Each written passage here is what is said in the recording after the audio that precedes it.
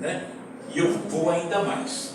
Quem entregou, no meu entendimento, quem entregou os 10 mandamentos a Moisés, 1500, mais ou menos 1500 anos antes, 1500 anos antes de Jesus chegar, lá no alto do Monte Sinai, do Monte Horebe, teria sido, no meu entendimento, o próprio Jesus, né? Tem um trecho citado no Evangelho, não vou lembrar agora qual era, que Jesus, que veio 1500 anos depois da entrega dos 10 mandamentos a Moisés, vem Jesus e está lá, num dos Evangelhos, dizendo assim: se cresceis em Moisés, creríeis em mim, porque era de mim que ele falava. Só que Moisés tinha vindo 1500 anos antes, e Moisés não falou de Jesus, né? Ele entendeu Deus, deram o nome de Jeová, aquela coisa toda, mas Moisés falava desse Deus e quem seria esse Deus. No entendimento dele, Deus, que não era Deus, teria sido o próprio Espírito que viemos a conhecer depois, encarnado como Jesus, né? Se cresceis em mim, se cresceis em Moisés, creriam em mim, porque era de mim que ele falava, esse Jesus. Então, para entendermos essa informação que Jesus deixou há 2000 anos, quando ele faz o sermão das bem-aventuranças, nós vamos ver por que foi difícil, por exemplo, para o povo judeu aceitar, entender Jesus. A minoria que aceitou, né? Os próprios discípulos, os 12 discípulos e outros tantos que acompanhavam de perto, eles acompanharam Jesus, procuravam entender Jesus, mas eles entendiam plenamente Jesus? Não entendiam. Mas os discípulos tinham aprendido tudo. Não tinham aprendido tudo. Os discípulos, eles confiavam, vamos dizer assim, em Jesus, mas não compreendiam tudo.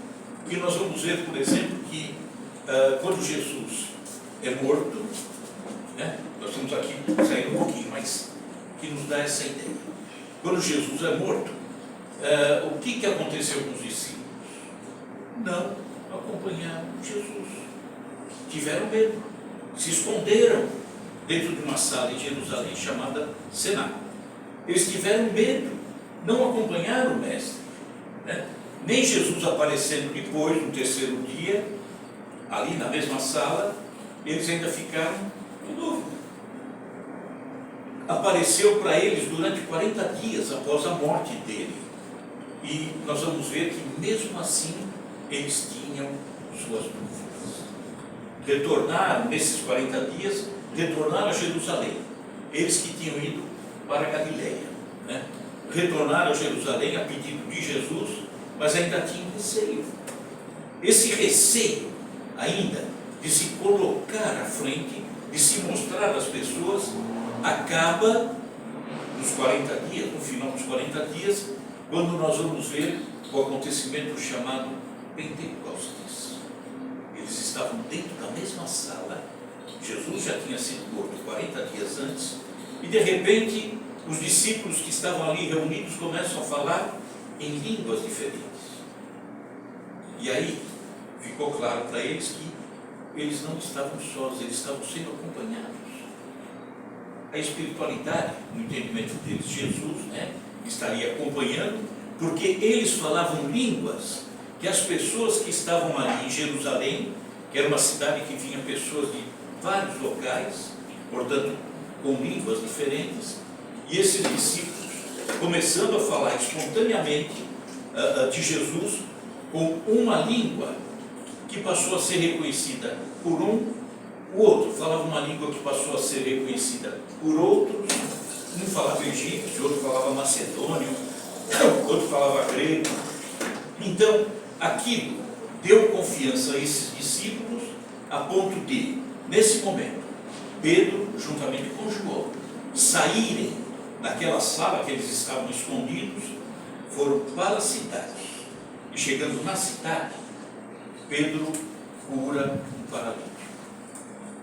Então, ele já estava totalmente liberado, ou seja, haviam virado a chavinha e agora eles confiavam em si mesmos e no trabalho que eles tinham a fazer, que seria a distribuição da mensagem de Jesus, né?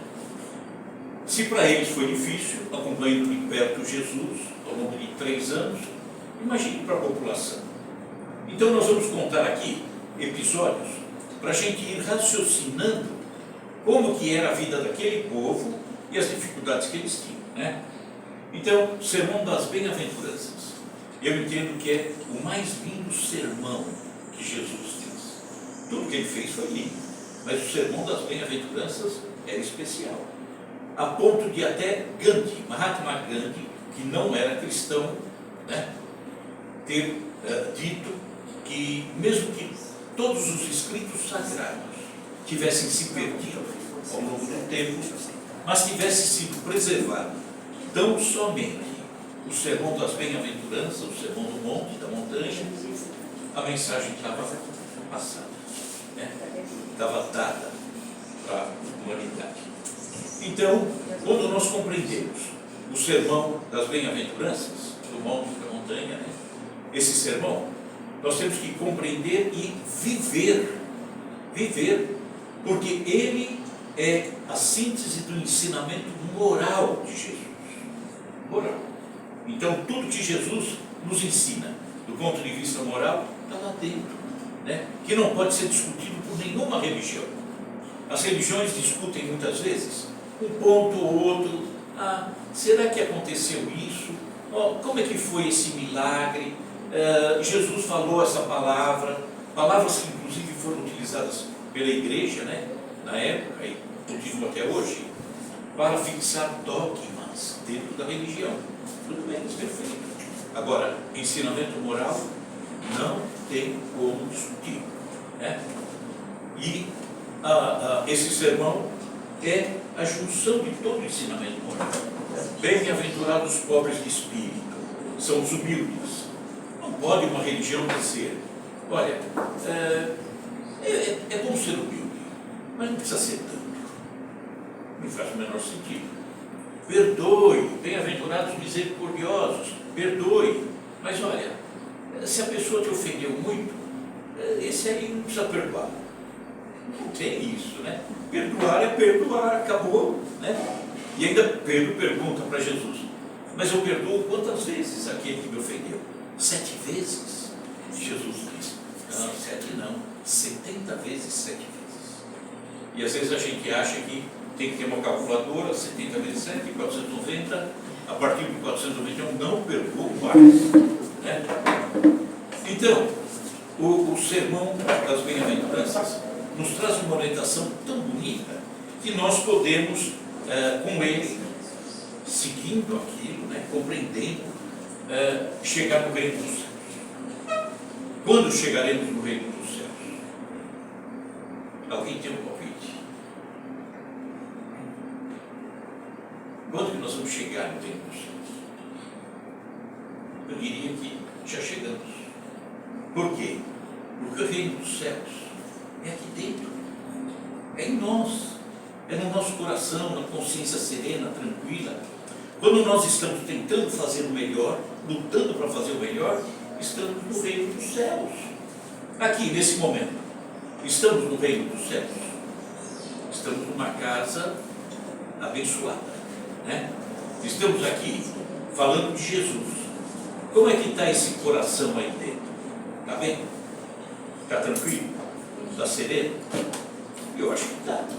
Então estamos no reino dos céus. Só que na condição evolutiva na qual nos encontramos, chegar no reino dos céus depende de nós. Procurarmos seguir o que Jesus ensinou, fazer o melhor, auxiliar o irmão, amar o irmão, fazer a ele aquilo que eu gostaria que ele fizesse para mim. Aí eu estou no reino dos céus. Mas ficamos direto no reino dos céus? Ainda não. Aqui alguém veio de cá? Quem veio de cá? Vou perguntar para a senhora. A senhora aqui está no reino dos céus, nessa casa abençoada, gostosa, né? Desse clima. Estacionou o carro aí na frente. A senhora está no reino dos céus. Não doeu nada. A senhora sai daqui e encontra o pneu do seu carro murcho. É muito provável que a senhora saia do reino dos céus e dá uma despencadinha para o outro, né? Vai, essa porcaria, já devia ter vendido há tempo. Então, nós, na fase em que estamos ainda, reino dos céus, caindo para o reino lá de baixo, voltando para o reino dos céus, e a nossa busca é permanecer cada vez mais tempo no céu. Mas que a gente vai cair lá para baixo, vai cair. E voltar rápido, isso aí a gente tem que fazer, né? Então, quando nós vamos falar de bem-aventuranças, vamos falar bem-aventurança feliz. Feliz. Vamos falar do ponto de vista material primeiro, tá? Relacionado à matéria. Bem-aventurado, encontrar a felicidade, conquistas, ter conquistas, isso é do ponto de vista material. Ter uma boa sorte, oportunidade, estudo, trabalho, dedicação, e estamos melhorando de vida. A visão dessa felicidade. Se eu tenho saúde, eu sou feliz. Se eu tenho bens, se eu tenho posse, se eu tenho projeção, se eu tenho status, se eu sou famoso, eu sou feliz. Do ponto de vista material. Tá? Não que seja algo mal, porque ter os bens da terra, a gente tem essa necessidade. Ter a nossa casa que nos abriga, ter os recursos para comprarmos o remédio, isso é ótimo, né? Sem problema nenhum. Precisamos saber utilizar da forma correta esses bens aqui da terra. Dar uma aplicação justa, né?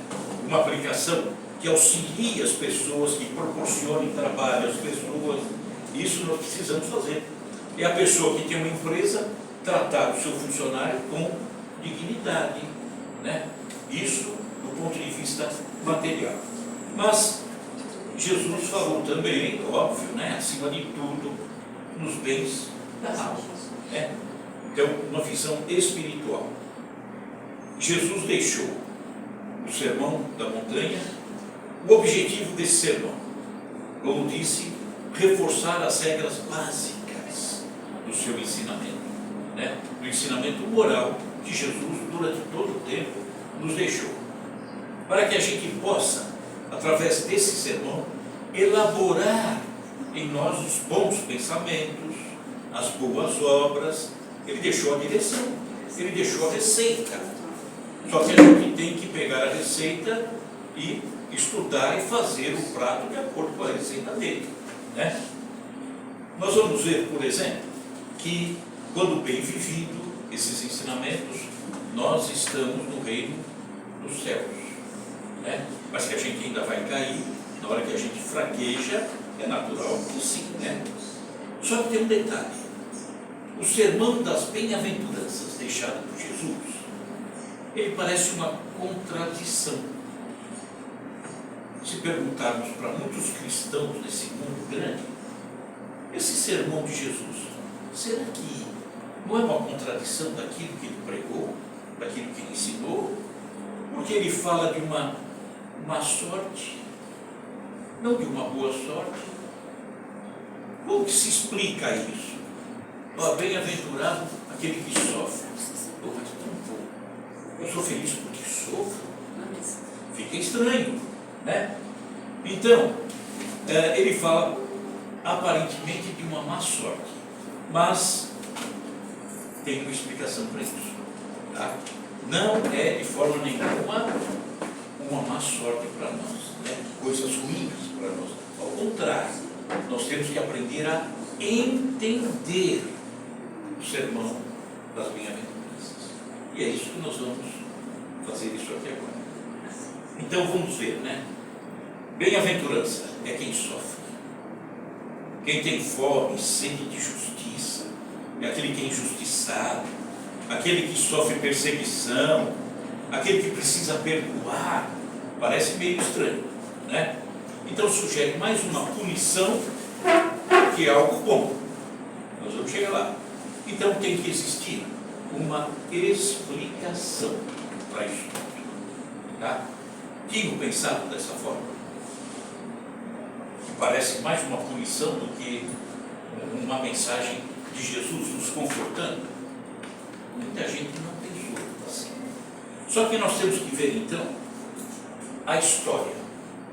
Lá, voltando ao tempo de Jesus. Jesus nasceu há 2000 anos, né? Judeu, lá em Israel, ele nasceu. Ele nasceu e viveu e desencarnou também como judeu. Ele falava para quem? Para os cristãos? Não.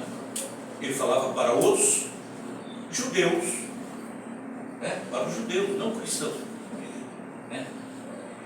Jesus estava inserido há 2000 anos no contexto no qual os judeus viviam.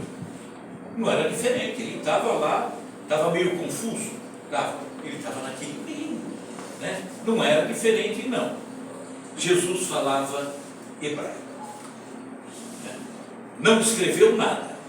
Muitos dizem que ele não sabia nem escrever, mas sabia, né?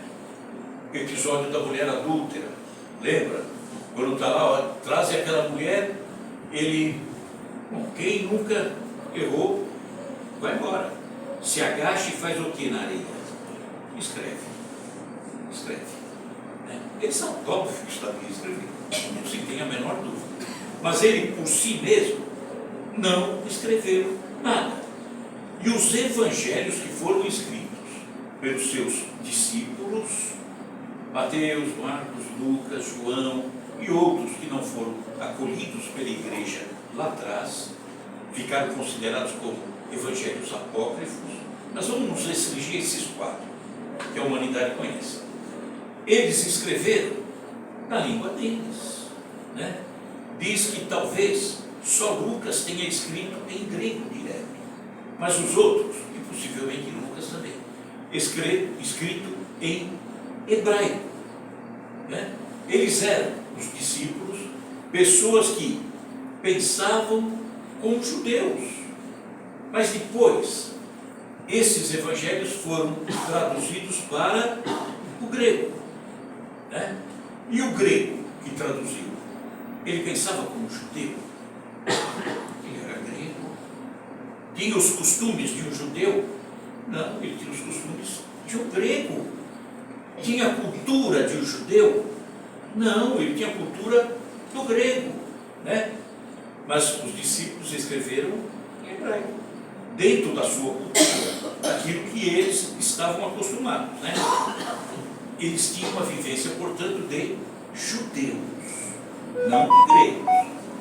Então, a escrita, quando foi traduzida para o grego, ela não conseguiu levar certas coisas que o judeu tinha dentro de si. Vamos dar um exemplo, tá? Parábola do bom samaritano. O que diz a parábola do bom samaritano? Um homem descia de Jerusalém a Jericó, né? Quando ele foi assaltado. Jerusalém fica a 700 e tantos metros acima do nível do mar, e Jericó, 400 e tantos abaixo do nível do mar.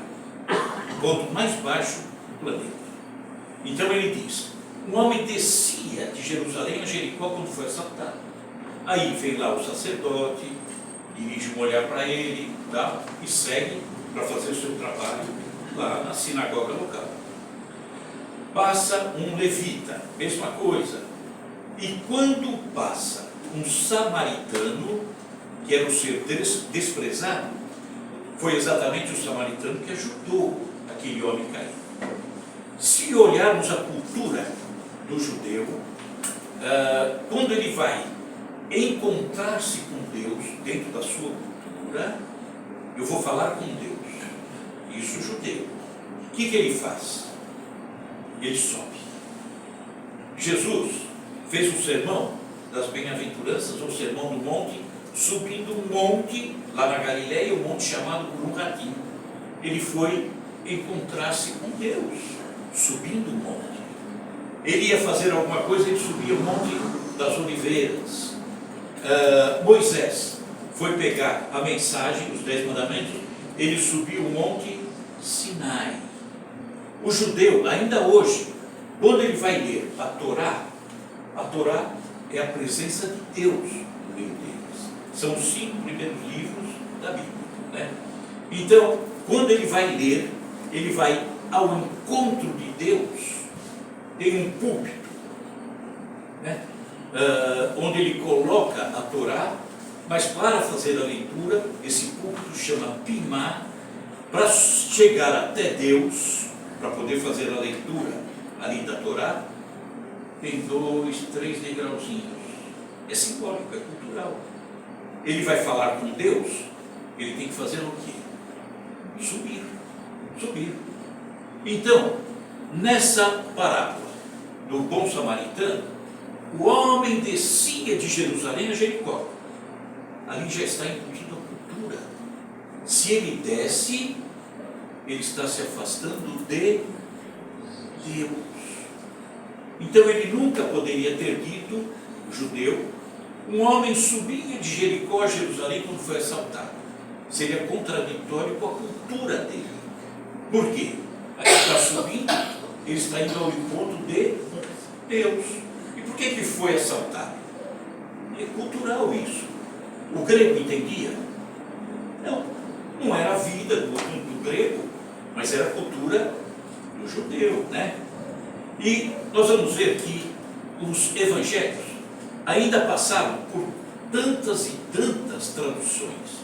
Foram para o grego, depois foram para o latim, na Vulgata, né? A igreja romana levando para dentro de si latim. Vamos ver para nós, o português, traduzido para o inglês. E aí vai acontecer uma série de confusõezinhas na hora da tradução.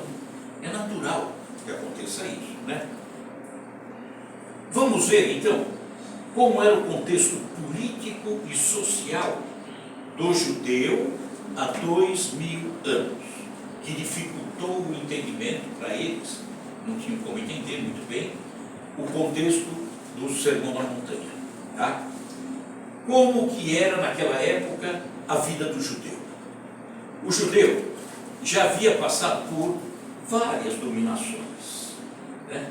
Levado inclusive parte deles para fora de Israel, e nessas dominações de estrangeiros.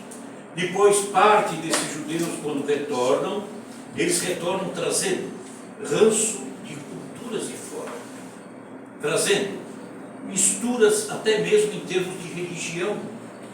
E aí não foram bem aceitos pelos judeus, porque os judeus eram rigorosos, são ainda rigorosos dentro da sua religião. Mas esses que voltaram com misturas. Os samaritanos. O que aconteceu com os samaritanos?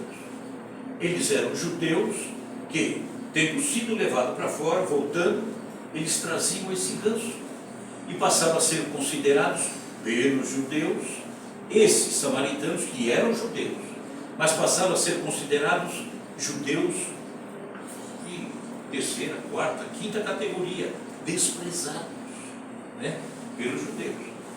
Então, nessa época, eles sofriam, nessas entradas, nessas invasões, eles sofriam agressões, humilhações. E na época de Jesus, 63 anos antes de Jesus nascer, uma nova dominação naquele território deles, o Império Romano. O Império Romano invade aquela região. E aí uma nova dominação, ou seja, os romanos dominando aquele povo. E criou uma grande revolta, como sempre, né?